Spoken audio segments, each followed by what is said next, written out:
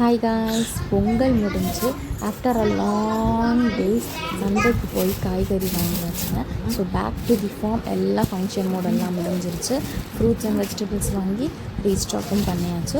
So இந்த வாட்டி சந்தையில் எனக்கு ரொம்ப ஃபுல் ஃப்ளெஜ்டாக இருந்துச்சு. நான் நல்ல சீப்பாக எனக்கு ஃப்ரெஷ்ஷான வெஜிடபிள்ஸ் இந்த வாட்டி நல்லாவே கிடச்சிதுங்க.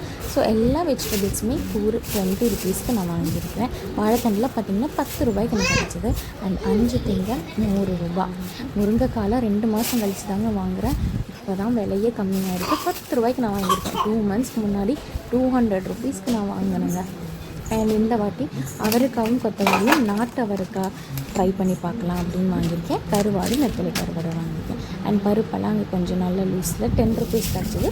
ட்ரை பண்ணி பார்க்கலாம் அப்படின்னு வாங்கினேன். அண்ட் இன்னொரு டிப்ஸ் பார்த்திங்கன்னா, கேரட் எல்லாம் நீங்கள் வந்து நார்மல் பிளாஸ்டிக் பேக்கில் போட்டாலே 1 மந்த் வரைக்கும் அதோட லைஃப் கொடுக்குது. சேக் ஆக மாட்டேங்குது. இந்த டிப்ஸை நீங்கள் ட்ரை பண்ணிக்கலாம். அது பார்த்திங்கன்னா இந்த வாட்டி நான் வந்து மாசி சம்பல் உங்களுக்கு எப்படி செய்கிறதுன்னு ரெசிபி போடுறேன். மறக்காமல் பாருங்கள், டேஸ்ட்டாக இருக்கும். அண்ட் தேங்க்யூ ஃபார் வாட்சிங் மை வீடியோ. இந்த வீடியோ பிடிச்சிருந்தால் லைக் பண்ணி ஷேர் பண்ணி சப்ஸ்கிரைப் பண்ணுங்கள். பாய்.